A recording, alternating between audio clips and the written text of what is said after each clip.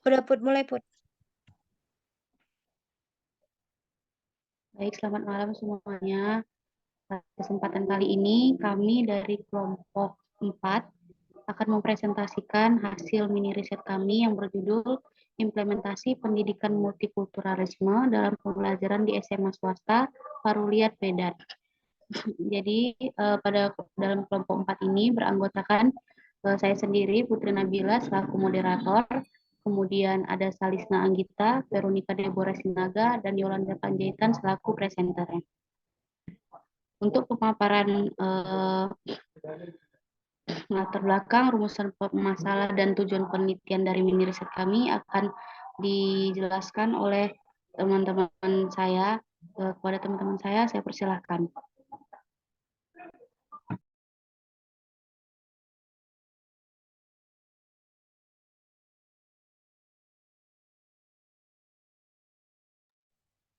Kepada Saudari Vero, saya persilakan untuk terlebih dahulu memaparkan bab 1 pendahuluannya.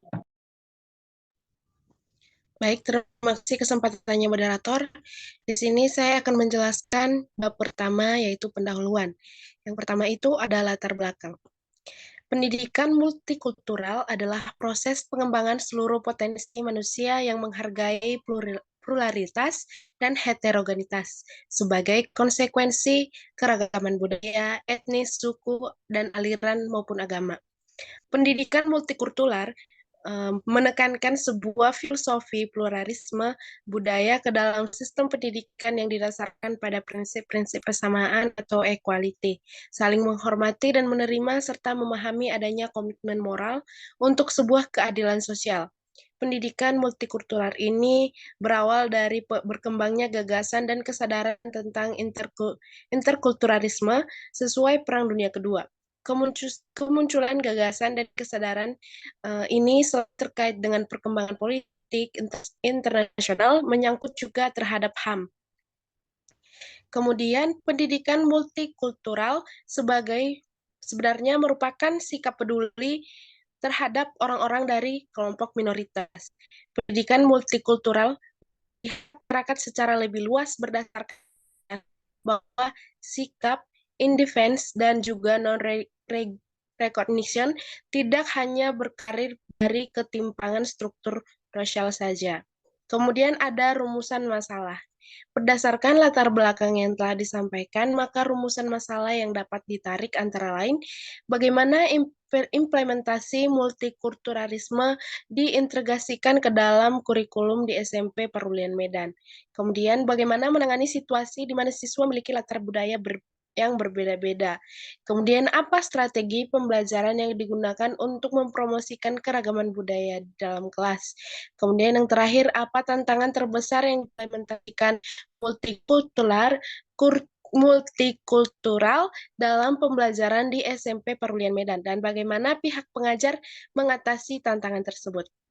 Kemudian ada tujuan. Berdasarkan rumusan masalah di atas, maka tujuan yang dapat ditarik yaitu yang pertama, bagaimana implementasi multikultural diintegrasikan ke dalam kurikulum di SMP Parulian Medan. Kemudian, bagaimana menangani situasi di mana siswa memiliki latar belakang budaya yang berbeda-beda. Kemudian, apa strategi pembelajaran yang digunakan dalam mempromosikan keragaman budaya di dalam kelas. Dan yang terakhir itu, apa tantangan terbesar yang dihadapi dalam mengimplementasikan multikultural dalam pembelajaran di SMP Parulian Medan dan bagaimana pihak pengajar mengatasi hal tersebut. Sekian bab pertama, saya kembalikan kepada moderator. Baik, terima kasih atas pemaparan mengenai latar belakang, rumusan masalah, dan tujuan dari penelitian yang telah dilaksanakan. Kemudian mengenai tinjauan pustakanya yang berisi mengenai tentang konsep dasar multikulturalisme, pendidikan multikultural, dan tujuan, serta prinsip pendidikan multikultural akan dipaparkan lebih lanjut oleh teman saya Yolanda. Kepada Yolanda saya persilahkan. Baik, sebentar moderator.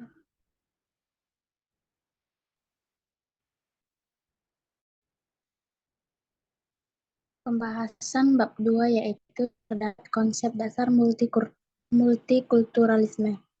Dalam konteks perseptif kebudayaan tersebut, maka multikulturalisme adalah ideologi yang dapat menjadi alat atau wahana untuk meningkatkan derajat manusia dan kemanusiaan. Menurut Watson, tahun 1995, multikulturalisme mengakui dan mengagungkan perbedaan dalam kesederajatan baik secara individual maupun secara kebudayaan. Berbagai konsep yang relevan dengan multikulturalisme antara lain adalah demokrasi, keadilan dan hukum, nilai-nilai budaya dan etos, kebersamaan dalam perbedaan yang sederajat, suku bangsa, kesukubangsaan, kebudayaan suku bangsa, keyakinan keagamaan, ungkapan-ungkapan budaya, domain privat dan publik, hak asasi manusia, hak budaya komunitas, dan konsep-konsep lainnya yang relevan. Bagian yang berikutnya ialah pendidikan multikultural. Munzer Suparta dalam Ibrahim 2013, pendidikan multikultural didefinisikan sebagai berikut. Yang pertama, pendidikan multikultural adalah sebuah filosofi yang menekankan pada makna penting, legitimasi dan validasi keragaman etnik dan budaya dalam membentuk kehidupan individu, kelompok maupun bangsa. Bagian yang kedua ialah pendidikan multikultural adalah menginstitusionalkan sebuah filosofi pluralisme budaya ke dalam sistem pendidikan yang didasarkan pada prinsip-prinsip persamaan. Bagian yang ketiga, pendidikan multikultural adalah sebuah pendekatan pengajaran dan pembelajaran yang didasarkan atas nilai-nilai demokratis yang mendorong berkembangnya pluralis budaya dalam hampir seluruh bentuk komprehensifnya.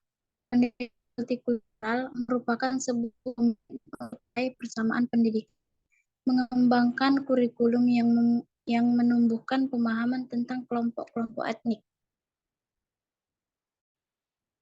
Dan bagian yang berikutnya multikultural.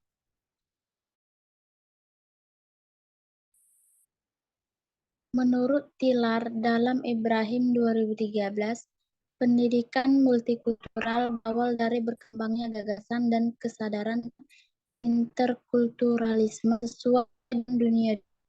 sesuai dengan Perang Dunia II. Kemunculan gagasan dan kesadaran interkulturalisme selain terkait dengan perkembangan politik internasional menyangkut HAM, kemerdekaan dari kolonialisme, dan diskriminasikan rasial dan lain-lain.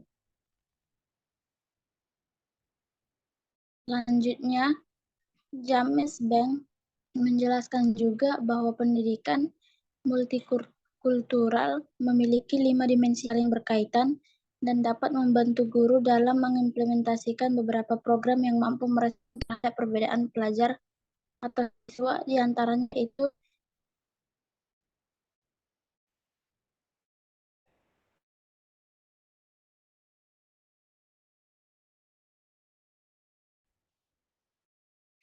satu, dimensi integrasi.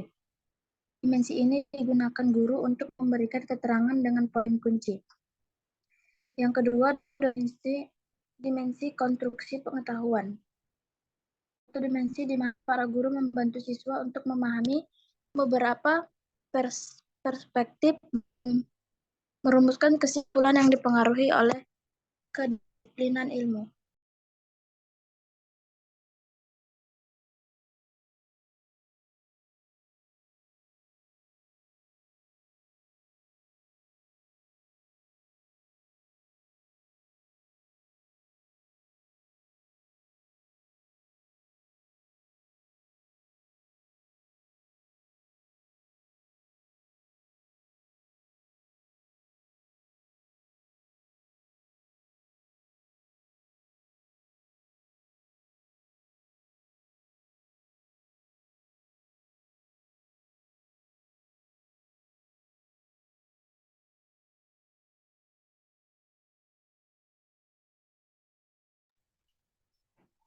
Yang ketiga adalah dimensi pengurangan prasangka. Guru melakukan banyak usaha untuk membantu siswa dalam mengembangkan perilaku positif tentang perbedaan kelompok. Bagian yang keempat ialah dimensi pendidikan yang sama atau adil. Dimensi ini memperhatikan cara-cara dalam mengubah fasilitas pembelajaran sehingga mempermudah pencapaian hasil belajar pada sejumlah siswa dari berbagai kelompok. Dan yang terakhir ialah dimensi pemberdayaan budaya sekolah dan struktur sosial. Dimensi ini sangat penting dalam memperdayakan budaya siswa yang dibawa ke sekolah yang berasal dari kelompok yang berbeda. Untuk slide selanjutnya saya serahkan kepada teman saya, Salisna.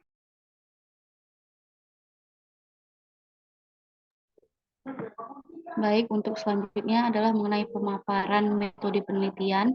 Dan untuk penjelasan lebih lanjutnya, saya berikan kesempatan kepada teman kami, Saudari Salisna. Kepada Saudari Salisna, saya persilahkan.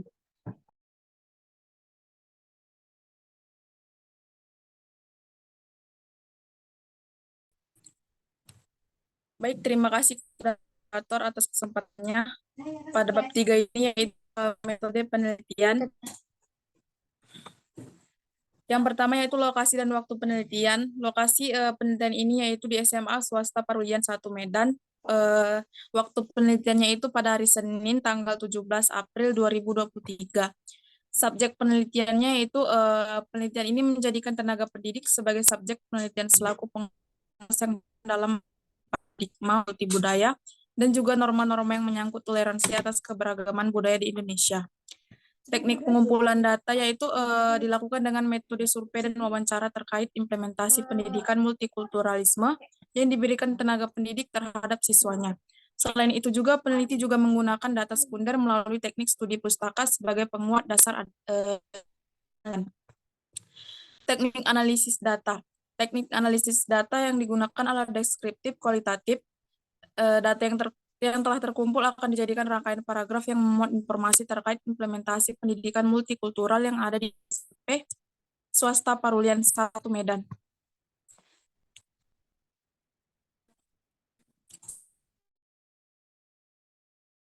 Selanjutnya itu ada hasil dan pembahasan. Implementasi multikulturalisme yang diintegrasikan ke dalam kurikulum di SMP Negeri 35 Medan. Sekolah SMP Parulian 1 Medan yang berada di Jalan Stadion Teladan nomor 23 Medan ini adalah suatu tempat untuk menuntut ilmu dan mendapatkan pelajaran baik ilmu maupun perilaku. Sekolah ini merupakan perpanjangan tangan pendidik kesehatan bagi keluarga. Dan oleh sebab itu lingkungan sekolah baik lingkungan fisik maupun lingkungan sosial yang sehat akan sangat berpengaruh terhadap perilaku sehat anak-anak ataupun murid. Secara demografis, jumlah seluruh siswa remaja putri SMP Parulian 1 Medan ini adalah 90 orang. Pendidikan multikultural dapat diaplikasikan ke dalam semua jenis mata pelajaran yang mengakomodir perbedaan-perbedaan kultural yang ada pada peserta didik. Seperti perbedaan etnis, agama, bahasa, gender, kelas sosial, kemampuan, dan juga umur. Pendidikan multikultural. Mau ininya, operatornya, slide-nya tolong di next ya.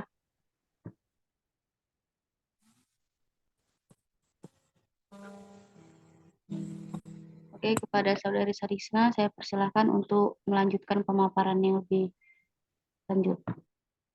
Baik, terima kasih moderator. Saya akan lanjutkan. Pendidikan multikultural wacana tentang pendidikan merupakan salah satu wacana yang selalu mendapat perhatian besar terutama bagi pemerhati pendidikan.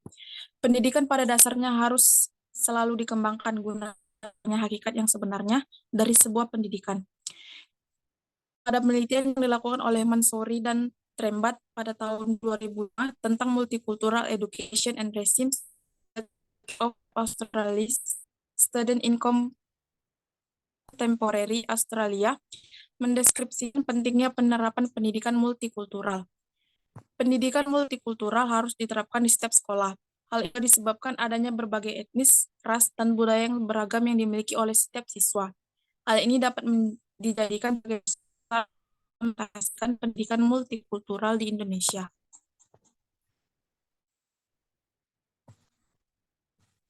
Selanjutnya itu strategi pembelajaran yang digunakan untuk mempromosikan keragaman budaya di dalam kelas. Ada tenaga pendidik serta kependidikan dalam mempromosikan keragaman budaya sekolahnya ialah melalui kelebihan-kelebihan yang terkecil hingga yang terbesar, sehingga dapat menarik perhatian para peserta didik yang lainnya. Di sekolah ini juga memiliki budaya yang begitu baik, mulai dari tata bahasa para peserta didik, perilaku, tata tertib yang dipatuhi hingga hal-hal yang menyangkut dengan kebudayaan sekolah Parulian 1 Medan ini, yang termasuk ke dalam kategori baik. Itu sebabnya kami memilih untuk melakukan penelitian di sekolah ini, yang dimana akan memaparkan lagi terkait strategi pembelajaran di sekolah ini sebagai berikut. Strategi pembelajaran yang digunakan untuk mempromosikan keragaman budaya di dalam kelas meliputi menjelajahi budaya. Siswa dapat dipersilakan untuk membawa benda-benda yang berhubungan dengan budayanya dan menjelaskan arti pentingnya di depan kelas. Guru dapat menampilkan film dokumenter atau mengadakan kunjungan ke tempat-tempat bersejarah yang terkait dengan budaya tersebut. Kolaborasi antar budaya. Siswa dari berbagai latar belakang budaya dapat dikelompokkan untuk menceritakan kisah atau membuat produk kreatif bersama. Membangun kepekaan antar budaya. Guru juga dapat mengadakan diskusi terbuka tentang pengalaman hidup siswa yang berbeda, memperkenalkan aspek-aspek budaya yang kurang diketahui oleh siswa, dan mengajak siswa untuk saling memahami. Menyajikan materi dalam konteks budaya. Guru juga dapat menyajikan materi pembelajaran dalam konteks budaya yang berbeda, dan mengaitkan materi pelajaran dengan contoh-contoh budaya yang relevan. Strategi sekolah mengajarkan toleransi keberagaman dalam kurikulum yang proses pendidikan sekolah diusahakan menerapkan manajemen sekolah berbasis multikultural oleh pihak-pihak yang terkait dengan sekolah, yakni kepala sekolah, wakil kepala sekolah, dan sebagainya. Yang kedua, mengembangkan suasana yang kondusif di sekolah yang ditandai oleh adanya saling menghormati, menghargai antar berbagai pihak yang berbeda dari aspek multikultural seperti aspek budaya, etnis, sosial, ekonomi, agama, bahasa, gender, dan usia. Yang ketiga, mengembangkan kebijakan atau peraturan sekolah yang menghindarkan sifat diskriminatif terhadap salah satu kelompok multikultural atau lebih yang ada di sekolah. Yang keempat, sekolah dapat memenuhi kebutuhan semua unsur multikultural secara proporsional baik aspek budaya, sosial ekonomi, bahasa, gender, usia, etnis, dan sebagainya. Yang kelima, mengembangkan komunikasi dan interaksi yang efektif antar warga sekolah guna menghindari munculnya permasalahan kelompok multikultural yang belum terselesaikan. Selanjutnya itu upaya menangani situasi latar belakang budaya siswa yang berbeda-beda. Bagaimana cara guru menyikapi peserta didik dengan karakteristik yang berbeda? Salah satu guru menghadapi karakteristik siswa yang berbeda adalah dengan menyampaikan apa yang Anda pikirkan dengan cara interaksi yang baik dan tidak melukai hati anak-anak. Sekolah merupakan wadah untuk membangun karakter anak, membangun kecerdasan, sikap, dan keterampilan yang berfungsi, mengelola dan menyelenggarakan pengajaran dan pembelajaran. Proses pembelajaran dilakukan oleh guru di sekolah harus memperhatikan aspek-aspek dengan cara pertama, mengajar bukanlah hanya sekedar berkata-kata, namun juga harus memberi kesempatan kepada para peserta didik untuk mengembangkan secara aktif dalam pembelajaran yang sedang berlangsung untuk mencari serta mengelola pengetahuan atau informasi yang telah diperoleh, sehingga menjadi sebuah pemahaman yang terintegrasi dengan pengetahuan pengalaman yang diperoleh oleh peserta didik. Yang kedua, pengembangan budaya agar dapat dipahami dengan baik dan bersifat sesuai dengan realita yang berkembang di kehidupan masyarakat.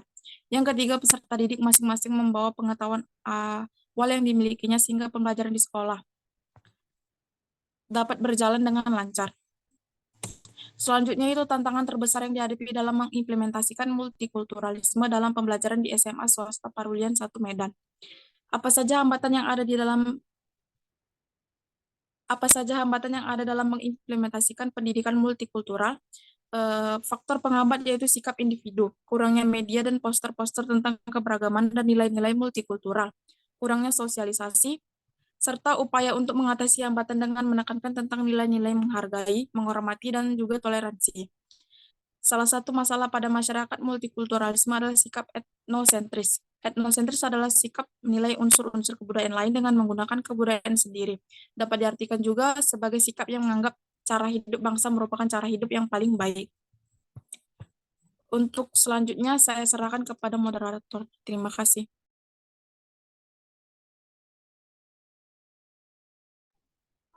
Baik, terima kasih atas pemaparan yang telah dilaksanakan oleh teman-teman saya sekalian. Kami juga berterima kasih kepada